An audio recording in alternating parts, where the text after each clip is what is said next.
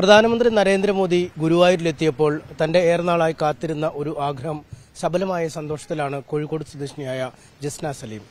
കൃഷ്ണന്റെ ചിത്രങ്ങൾ സ്ഥിരം വരച്ചിരുന്ന ജസ്നയ്ക്ക് താൻ വരച്ച ഒരു ചിത്രം പ്രധാനമന്ത്രിക്ക് കൈമാറണമെന്ന ആഗ്രഹമുണ്ടായിരുന്നു, സമ്മാനിക്കണമെന്ന ആഗ്രഹമുണ്ടായിരുന്നു.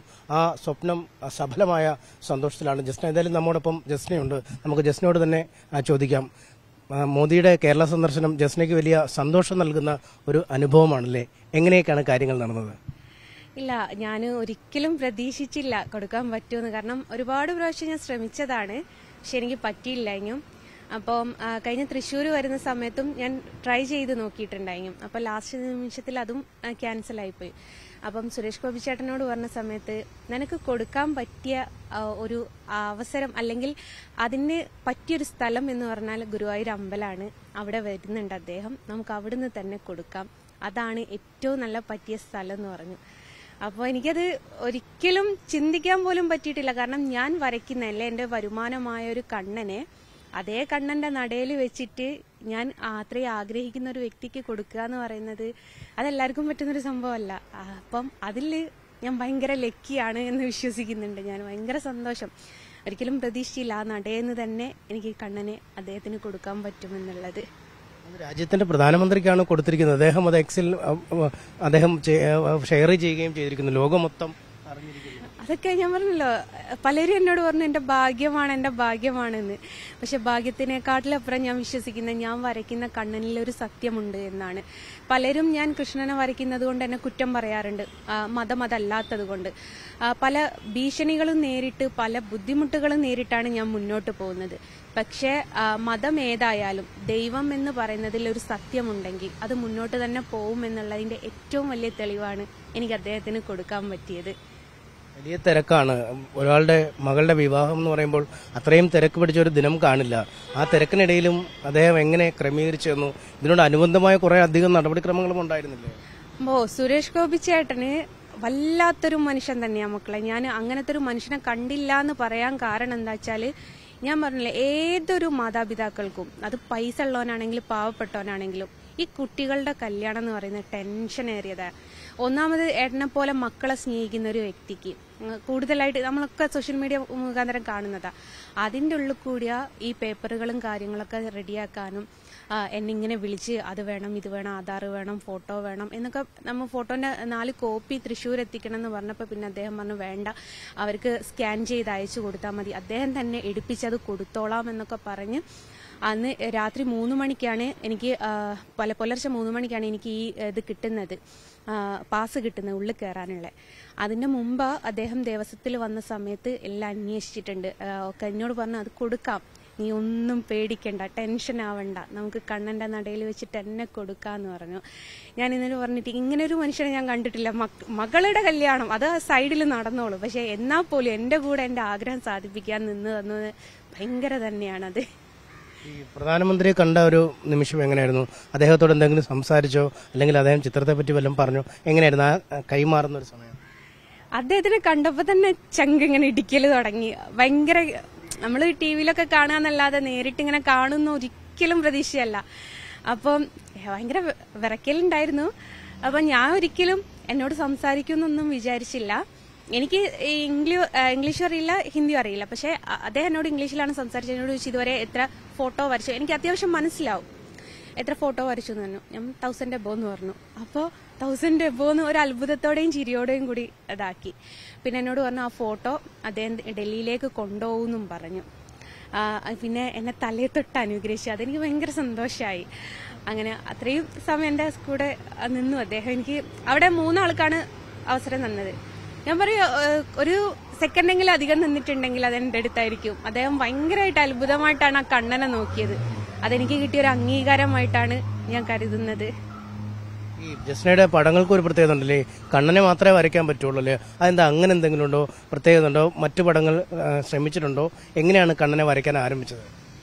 ഇല്ല, ഞാൻ കണ്ണനെ മാത്രം വരയ്ക്കുമെന്ന് വിചാരിച്ചൊരു വ്യക്തിയല്ല. ഞാൻ വരയ്ക്കേ ചെയ്യാത്ത ഒരാളാണ്.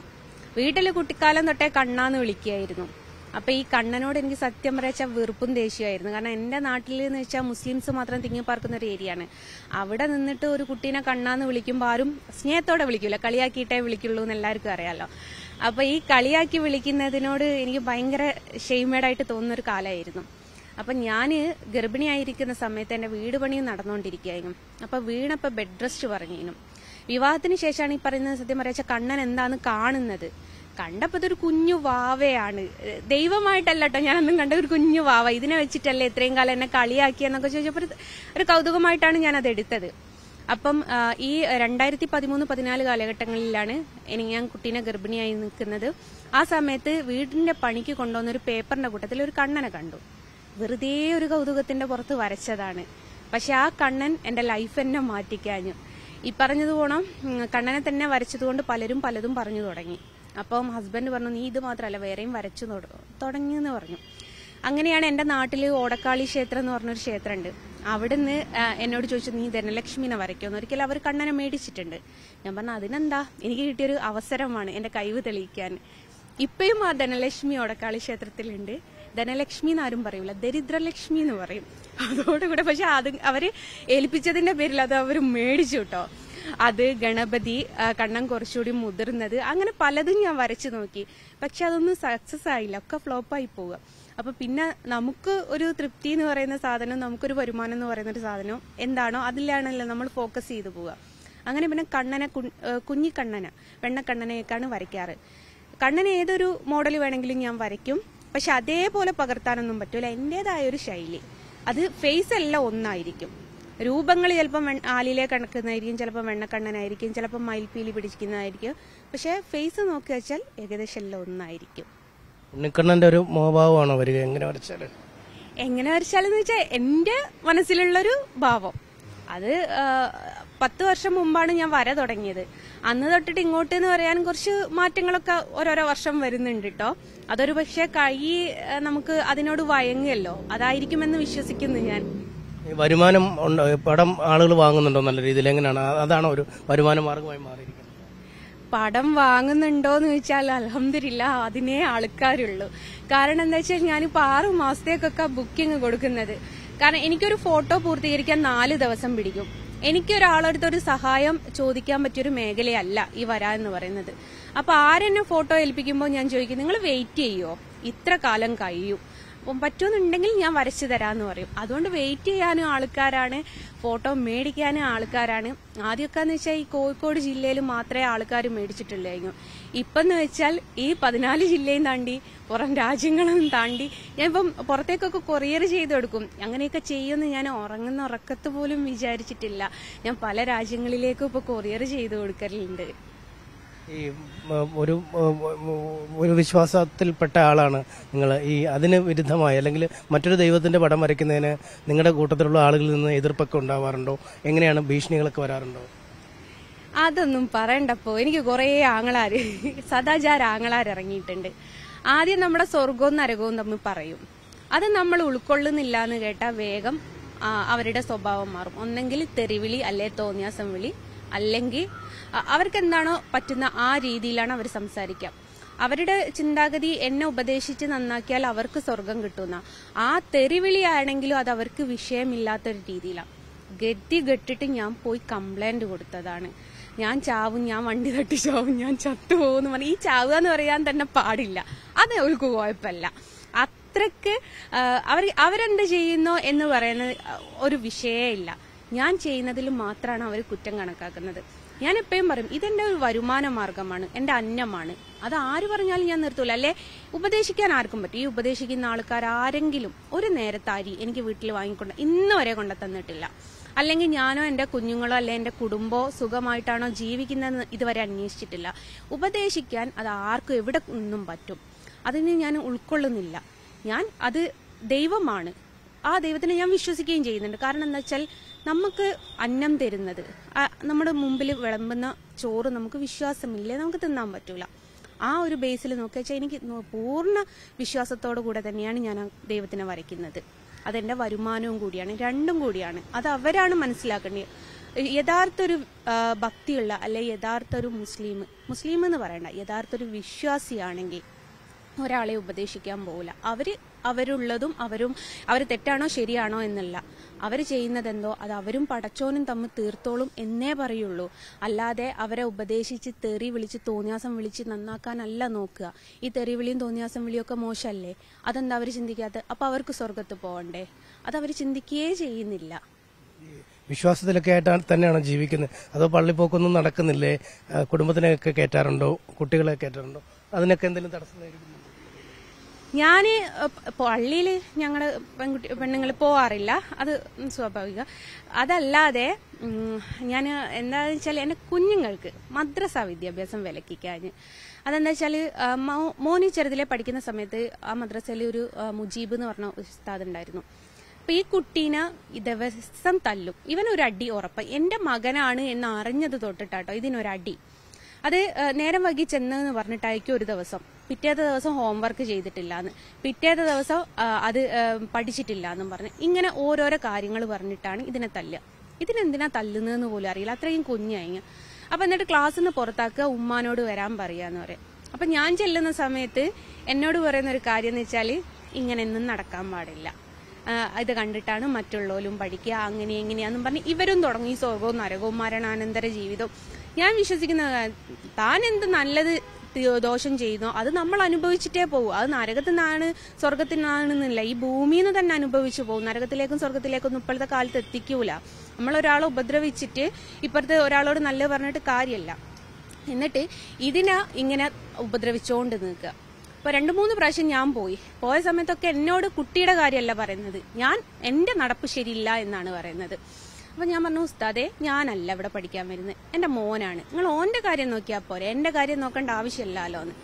ഇതിനിങ്ങനെ ഉപദ്രവം കൂടിക്കൂടി വന്നപ്പോൾ ഇതിന് മദ്രസന്ന് കേൾക്കുന്നതും രാവിലെ എഴുന്നേക്കുന്നതും പോകുന്നതും ഒരു പേടി എന്നുള്ള രീതിയിലായി. ഒടുക്കം മദ്രസ ഞങ്ങൾ നിർത്തിവെച്ച സമയത്ത് പിന്നീടാണ് കൊറോണ വന്ന് മദ്രസയൊക്കെ അടച്ച് രണ്ടാമത് തുറന്നപ്പം ഞാൻ ഇങ്ങനെ ചിന്തിച്ച്, ഞാൻ കാരണം കുട്ടിയുടെ പഠനം നിൽക്കരുത്, ഞാൻ ഒന്നും കൂടി പോയി ചോദിച്ചു നോക്കട്ടെ. അങ്ങനെ വിചാരിച്ചിട്ട് ഞാൻ ഇതേപോലെ പിന്നെയും മദ്രസയിൽ പോയി അവിടുന്ന് ചോദിച്ചു നോക്കി ഉസ്താദിന്റെ അടുത്ത്. അപ്പൊ അവർ പറഞ്ഞു പള്ളി കമ്മിറ്റിയെ ചോദിക്കണം, അവർക്ക് ആർക്കെങ്കിലും ഏതെങ്കിലും ഒരു പാരന്റ്സിന് ബുദ്ധിമുട്ടുണ്ടെങ്കിൽ അവർക്ക് അവിടെ പഠിപ്പിക്കാൻ പറ്റൂല എന്ന് പറഞ്ഞു. ഞാൻ പറഞ്ഞു നിങ്ങൾ പഠിപ്പിക്കണ്ട, കുട്ടി വേറെയും മാർഗങ്ങളുണ്ടല്ലോ പഠിക്കാന്. അപ്പൊ എന്റെ സ്വന്തം നാട്ടില് എന്റെ വീടിന്റെ മുമ്പിൽ പള്ളിയാണ്. അപ്പൊ അവിടുന്ന് ശനിയും ഞായറും പള്ളിയിൽ നിന്ന് ഉസ്താദ് വന്നിട്ട് എന്റെ വീട്ടിൽ വന്നിട്ട് ക്ലാസ് എടുക്കുക. പഠിപ്പിക്കുന്ന ഉസ്താദുമാരുണ്ട് ഒരുപാട്. എല്ലാരെയും ഞാൻ അടിച്ചാക്ഷേപിക്കൂല. ഇത് അവളുടെ വരുമാനമാണ്, അല്ലെ അവളുടെ കുടുംബം ജീവിക്കാണ് എന്ന് ചിന്തിക്കുന്ന ഒരുപാട് മനുഷ്യർ ഈ ഭൂമിയിലുണ്ട്. എന്നെ സപ്പോർട്ട് ചെയ്യുന്ന എത്ര മുസ്ലിംസ് ഉണ്ടെന്നറിയോ? എനിക്ക് എത്ര ആൾക്കാർ മെസ്സേജ് ചെയ്യുമെന്നറിയോ? നമ്മുടെ മനസാക്ഷി എന്ന് പറഞ്ഞൊരു സംഭവമുണ്ട്. അതിൽ നമ്മൾ അല്ല ചെയ്യുന്നതെന്ന് നമുക്ക് ഉറപ്പുണ്ടെങ്കിൽ അത് നമ്മളെ മുമ്പിലുള്ള അല്ലെ ചുറ്റുപാടുള്ള ആൾക്കാർ 10 പേരെങ്കിലും നീ തെറ്റല്ല ചെയ്യുന്നതെന്ന് പറയുമ്പോൾ എന്തിനാണ് നമ്മൾ പേടിക്കുന്നത്? ഈ 1-2 ആൾക്കാർ പറയുന്നത് നമ്മൾ നോക്കിയിട്ട് മുന്നോട്ട് പോകേണ്ട ആവശ്യമില്ലല്ലോ. അങ്ങനെ ബിജെപിയോട് വല്ല താല്പര്യമുണ്ടോ, അല്ലെങ്കിൽ പാർട്ടിക്കാരെയോ അങ്ങനെ എന്തെങ്കിലുമൊക്കെ ആണോ? ഇല്ലല്ല, ഞാനെന്ന് വെച്ചാൽ ഒരു പാർട്ടിയിലുമില്ല. അതെന്താണെന്നറിയോ? നമ്മൾ ഒരു പാർട്ടിയാണെന്ന് പറഞ്ഞ് മറ്റൊരു പാർട്ടിക്ക് വിരോധം, ഞാൻ ഇതുവരെ ഒരു പാർട്ടിയിലേക്കും പോയിട്ടില്ല. പക്ഷെ ഹസ്ബൻഡ് കമ്മ്യൂണിസ്റ്റുകാരനാണ് കേട്ടോ, അത് ഞാൻ എല്ലായിടത്തും പറയാറുണ്ട്. കാരണം അദ്ദേഹം ആ കമ്മ്യൂണിസ്റ്റുകാരനായതുകൊണ്ടാണ് ഞാൻ ഇന്ന് ഇവിടെ നിൽക്കുന്നത്. അദ്ദേഹം ഭയങ്കര വിശ്വാസിയാണ്. അതേപോലെ തന്നെ അദ്ദേഹത്തിന് ജാതിയും മതമൊന്നുമില്ല, മനുഷ്യരാണ് വലുത് എന്ന് ചിന്തിക്കുന്ന ഒരു ആളാണ്. അപ്പൊ ഞാനൊരു പാർട്ടിയിലേക്കും ഒന്നിലേക്കും ഇല്ല. എനിക്ക് ഇത്രേ ഉള്ളൂ, നമ്മുടെ ജീവിതം നമ്മൾ ഒരു ബുദ്ധിമുട്ടില്ലാതെ മുന്നോട്ട് പോവുക, അത്രമാത്രമേ ഞാൻ ചിന്തിക്കാറ്. കണ്ണനെ മുറിവ് പിടിച്ചുകൊണ്ട് തന്നെ മുന്നോട്ട് പോവുക. തീർച്ചയായിട്ടും കണ്ണനെ വരെ നിർത്തണം എന്നുണ്ടേ നമ്മൾ മയ്യത്താവണം, അല്ലാണ്ട് ഞാൻ അത് നിർത്തൂല. അല്ലെങ്കിൽ പടച്ചോൻ വിചാരിക്കട്ടെ, പടച്ചോനറിയാലോ ഞാൻ എന്ത് ചെയ്യൂല എന്നുള്ളത്. അപ്പൊ പടച്ചോന്റെ കണ്ണിൽ അത് തെറ്റല്ല എന്ന് എനിക്ക് ഉറപ്പുണ്ട്. അപ്പൊ ഞാൻ അത്ര മാത്രമേ നോക്കുന്നുള്ളൂ. നമുക്കൊരു ന്യായം ഉണ്ടല്ലോ. ഇതെന്ത് അവര് പറയുന്നത് മറ്റൊരു മതത്തിനെ പിടിച്ചിട്ടാണ്, പക്ഷെ ഞാൻ ചെയ്യുന്നത് ഒരു ദൈവത്തിനെയാണ്. അത് അവര് ചിന്തിക്കുന്നില്ല. ഒന്നാണ്. നമ്മളിപ്പോ ഒരു കൂട്ടത്തിൽ നടന്നു പോകുന്ന സമയത്ത് കാലൊന്ന് തെന്നി വിൽക്കാൻ പോകുമ്പോ ഹിന്ദു ആണോ മുസ്ലിം ആണോ ക്രിസ്ത്യാനിയാണോ പിടിക്കാൻ നമുക്ക് പറയാൻ പറ്റുമോ? അവര് ദൈവത്തിന് തുല്യമായിട്ടാണ് ആ സമയം നിൽക്കുക. ഒരാള് തറയിൽ വിൽക്കാനോ അല്ലെ എന്തെങ്കിലും ഒരു അപകടത്തിലേക്ക് പോകുമ്പോൾ മറ്റൊരാള് പിടിക്കുന്നുണ്ടേ അവർക്കുണ്ട് ദൈവത്തിന്റെ ഒരു കയ്യൊപ്പ് അവിടെ. അവര് ദൈവം അയക്കുക എന്നുള്ളതിന് ഒരു കാര്യമാണത്. അപ്പൊ നമ്മൾ ആരാ എപ്പോഴാ സഹായിക്കാന്ന് പറയാൻ പറ്റുമോ? നമ്മളിപ്പോ പീടിയെ പോയിട്ട് ഒരു അരി മേടിക്കുകയാണെങ്കിൽ അത് മുസ്ലിംസ് തന്നെയാണ് ഉണ്ടാക്കുന്നത് നമുക്ക് ഉറപ്പ് പറയാൻ പറ്റുമോ? ആ അരിമണീന്റെ ആ അരി അവിടം വരെ എത്തുമ്പോ അത് ഒരു മതത്തിലുള്ള വ്യക്തി മാത്രമാണ് അതിൽ പ്രവർത്തിച്ചതെന്ന് പറയാൻ പറ്റുമോ? അങ്ങനെയാണെങ്കിൽ ഇവരെ അരി മേടിച്ച് തിന്നാവുമോ? അത്രമാത്രം ചിന്തിച്ചാ പോരെ? എന്തായാലും ആകസ്മികമായി ആരംഭിച്ച കണ്ണന്റെ വര ഇപ്പോൾ ഇന്ത്യൻ പ്രധാനമന്ത്രിയുടെ അടുത്തേക്ക് വരെ ചിത്രങ്ങൾ എത്തിക്കാൻ സഹായിച്ചു. ഒപ്പം ജീവിതത്തിന് ഒരു വലിയ വരുമാന മാർഗമായി മാറിയതിന്റെ സന്തോഷത്തിലുമാണ് ജസ്ന. കോഴിക്കോട് നിന്നും ക്യാമറമാൻ ശ്രീ സി കല്ലുമുട്ടിക്കൊപ്പം MS അനീഷ് കുമാർ, ന്യൂസ് 18.